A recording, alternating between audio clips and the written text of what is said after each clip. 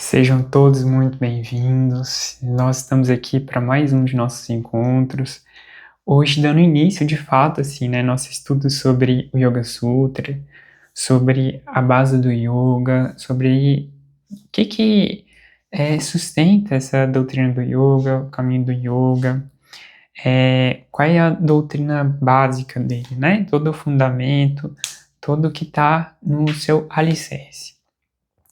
E eu estou preparando, meus amigos, todo esse mini curso que a gente vai começar agora com o estudo do Yoga Sutra de Patanjali, uma base realmente do yoga, né, da doutrina do yoga, porque Yoga Sutra de Patanjali é um estudo básico, assim, né, do yoga, fundamenta realmente o sistema yoga, né, e eu vou utilizar com vocês dois livros principais, muito bom. O primeiro livro, que é o do Swami Vivekananda, Raja Yoga, O Caminho da Meditação, certo?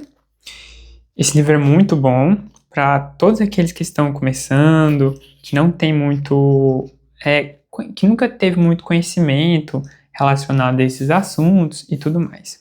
Um outro livro que eu vou utilizar com vocês é o livro da professora Glória Arieira, professora maravilhosa, que é o Yoga que Conduz à Plenitude, certo? Que é a tradução dela, do Yoga Sutra de Patanjali, diretamente do sânscrito para o português. Em português, existe muitas outras traduções muito boas. Outra tradução é do professor Carlos Eduardo de Barbosa, né, que ele também traduziu do sânscrito diretamente para o português. Também tem uma outra tradução que é de uma pessoa lá da USP, que agora me esqueci.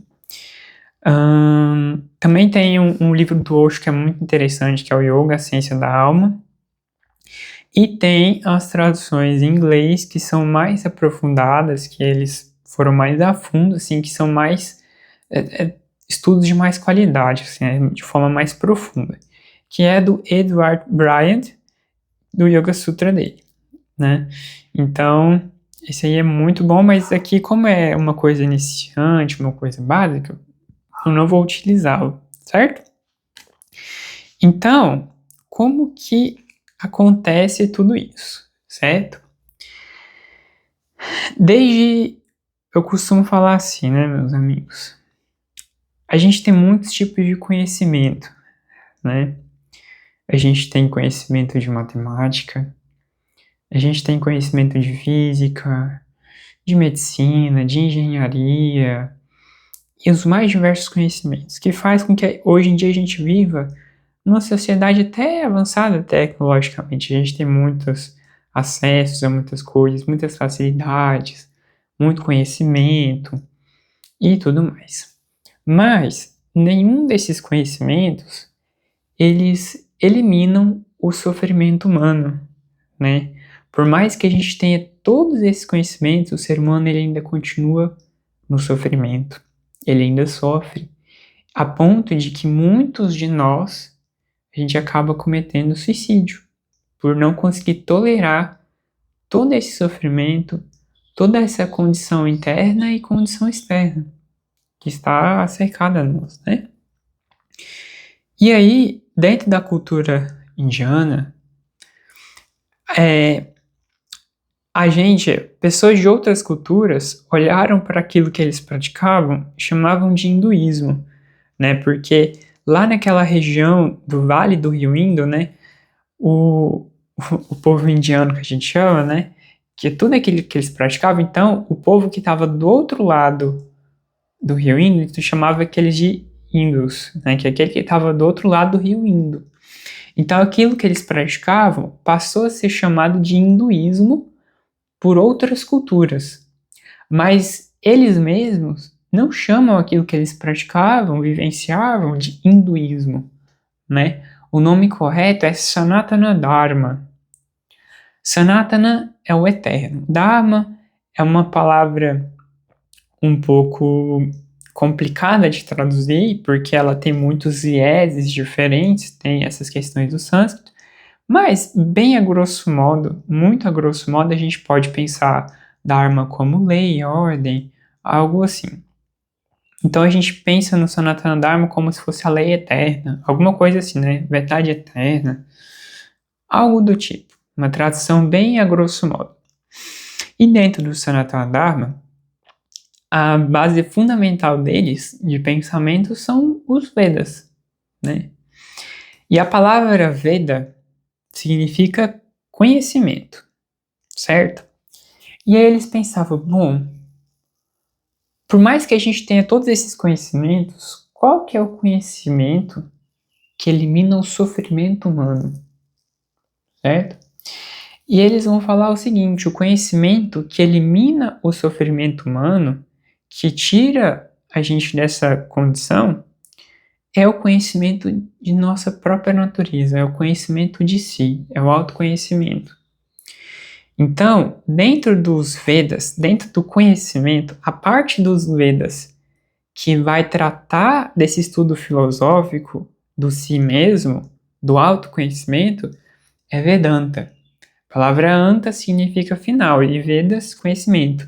Então, existe até uma metáfora falando o final do conhecimento, o conhecimento dos conhecimentos, o conhecimento superior. É aquele conhecimento que vai tratar do si mesmo, do autoconhecimento. É aquele conhecimento que realmente vai tirar o ser do sofrimento. Porque, meus amigos, vejam só, não importa o que a gente faça, o que a gente busca, o que a gente deseja. No final de tudo, a meta das metas, né? A maior busca humana é por aquilo que a gente chama de felicidade, certo? Então, é criado muitos desejos ao redor do que quer que seja, sempre pensando, quando eu tiver tal coisa, quando eu tiver tal coisa, nossa, aí eu vou ser feliz, né? Eu vou ser muito realizado. E assim vai. No entanto, esses desejos que são criados em nós, 99% não tem nada a ver com a nossa verdadeira natureza de ser, certo? E é como tentar saciar a sede bebendo água do mar. Quanto mais a gente bebe, mais sede a gente fica, né? Aquilo não é saciado, aquilo não traz uma satisfação real. E é tão engraçado porque dentro do próprio Yoga Sutra, dentro de todas as tradições orientais, das filosofias, seja do Sanatana Dharma, seja do hinduísmo, seja do budismo, seja até mesmo dos sufis, do Jesus também, o cerne de todo o problema, ele vem em duas questões. Primeiro, da nossa própria ignorância de nós mesmos, e que através dessa ignorância, todos esses desejos e paixões serão criados. Desejo no sentido assim que, como eu falei para vocês, que não tem nada a ver com a nossa verdadeira natureza, né? E aí, se eu desejo muito algo, e aquilo vai passando o tempo, aquilo não acontece, o tempo vai passando, aquilo não acontece, eu passo a sentir muita ansiedade. Eu quero aquilo logo, então eu sou muito jogado para o futuro, toda aquela coisa. Se eu desejo muito algo e eu sou contrariado no meu desejo, então eu passo a sentir muita frustração, muita raiva, né? Se eu desejo muito algo e uma outra pessoa consegue aquilo que eu estava desejando, então eu passo a sentir inveja daquela pessoa. Se eu desejo muito algo e eu consigo aquilo que eu estava desejando, então eu passo a sentir muito apego. Eu passo a sentir medo de perder aquilo que eu consegui, porque perder aquilo é como se eu perdesse a própria felicidade. Eu passo a sentir ciúme, que é como se fosse eu proteger aquilo que eu consegui, né, que eu não posso perder. Então, todas essas dores da alma, todo esse sofrimento, ele está ligado com essa condição última ali da nossa ignorância em relação a nós mesmos, né? E que esse conhecimento de si, ele traz à tona, ele revela em nós mesmos a autorrealização. É aquele indivíduo que se realizou em si mesmo, né? E aí, dentro de Vedanta, vai ser discutido, vai ser conversado a relação do Atman, que é a alma individualizada, com Brahma, consciência divina. Então, existem muitas Upanishads, muitas histórias, muito diálogo em torno de todo esse conhecimento, que vai estar centrado no conhecimento de si. Mas aí, o povo indiano, os mestres daquela época, falaram assim, bom, a gente ficar só conversando sobre isso não adianta, né? Ficar só conversando sobre isso, dialogando e tal. Como que a gente pode vivenciar isso na prática? Como que a gente pode experimentar isso diretamente? Porque se eu posso pegar um livro, ler um livro, eu posso assistir uma palestra, mas nem o livro, nem a palestra, escutando outra pessoa, vai fazer eu conhecer de fato. Não é porque eu leio um livro falando sobre Deus que eu conheço sobre Deus de verdade. Não é porque eu vi um vídeo de uma pessoa falando sobre Deus, sobre toda aquela coisa, que eu conheço sobre Deus. Como que eu posso ter essa experiência direta? Eu direto com a verdade. E por isso que aí surge yoga, né? Enquanto o Vedanta vai tratar dessa relação do Atman com o Brahma, yoga é o caminho para trazer à tona, para revelar essa união. Por isso que a palavra yoga significa união. E é tão interessante, que uma vez eu estava assistindo uma aula de uma professora da Unifesp, acho que é isso, Universidade lá de São Paulo, sobre sufismo, né? E o sufismo está para o Islã da mesma forma que o yoga está para o Sanatana Dharma, né? Então, o yoga também é um caminho místico, no sentido de que o místico é aquele que procura a experiência direta, com a verdade, com o que seja, né? E aí eu lembro que eu estava assistindo a aula dela, ela falou assim, né, que o místico, ele é o cético elevado ao quadrado. E eu fiquei pensando assim, coisa incrível, né? De tanto que ele é cético, ele virou místico, porque o místico é aquele que tem essa sede por esse conhecimento, mas ele quer experienciar por si mesmo. Ele não aceita simplesmente porque uma pessoa falou, porque ele viu alguma coisa, porque ele leu. Ele quer ter a experiência através da própria vivência dele, da prática, na realidade. Dentro do yoga, essa experiência a gente chama ela de anubhava, que é a percepção direta. E toda a prática, toda a vivência do yoga é para a gente desenvolver essas experiências dentro de nós mesmos. Então, o yoga também é um caminho esotérico no sentido do interno nosso, né? No sentido de que a gente não está dentro do yoga simplesmente para acreditar em uma crença, em algo só porque alguém falou. O yoga é uma ciência que a gente vai praticar e ver se ela funciona ou não. Certo? E é uma coisa que é muito importante isso. Não é porque o mestre falou algo que a gente tem que, nossa, acreditar. Não, a gente tem que experienciar e provar em nós mesmos se aquilo é verdade ou não. Então o yoga, ele também coloca em xeque tanto o nosso ceticismo no sentido negativo, quanto a nossa ignorância nesse sentido, no sentido assim, olha, se você acredita ou se você não acredita, não importa. Faça e prove para si mesmo se aquilo é verdade ou não. Então o yoga, ele coloca diante de nós, é como se ele colocasse a gente contra a parede. Assim, o que você acredita ou não acredita, não importa. Faça e teste. Experimente de forma sincera, real e profunda, com esforço sincero. Porque também não adianta a gente fazer a prática de qualquer jeito e falar assim, não funcionou, essa coisa não presta, se a gente não fez direito. Então, essa prática sincera, com o coração entregue, com o coração aberto e com esse esforço, né? E aí, o yoga, ele surge no meio de tudo isso, né? E os livros fundamentais do yoga, que a gente pode falar, são dois.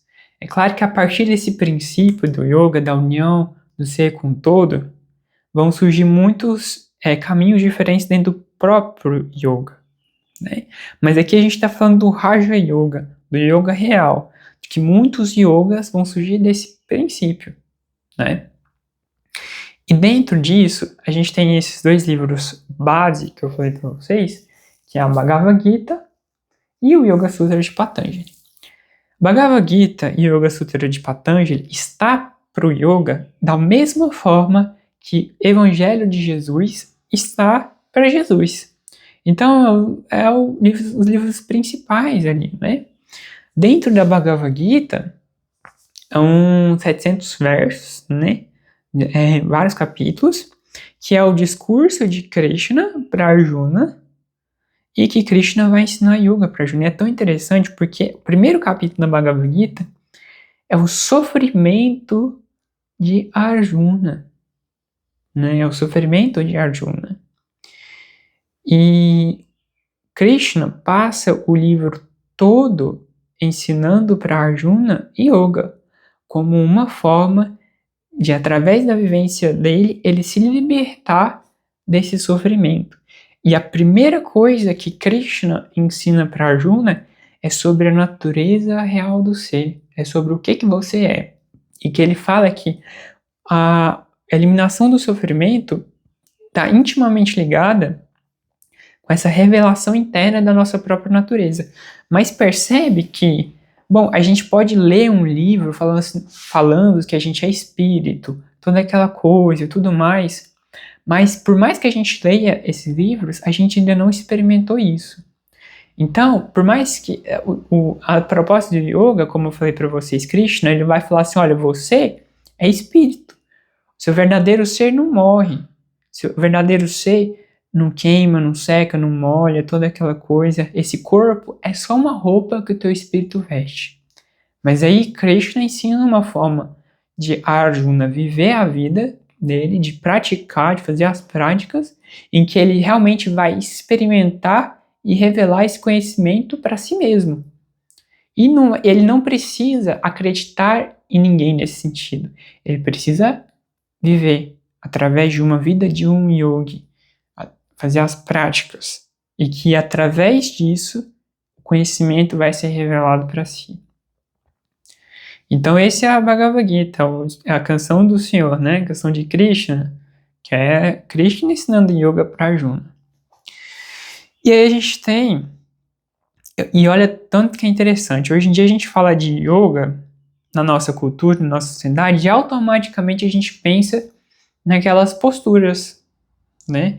A gente pensa naquelas posturas, toda aquela coisa. E a Bhagavad Gita, ela tem 700 versos, Yoga Sutra de Patanjali tem 196 sutras. 700 versos, 196 sutras. Apenas 2 sutras mencionam asana. E ainda assim, quando eles mencionam asana, as posturas, não é no sentido que a gente pensa de postura, é no outro sentido. Aí eu pergunto para vocês, de apenas 2 sutras desse tanto de versos e sutras, mencionam só asana, e aí eu pergunto para vocês, o que é o resto? O que é yoga de verdade? Né?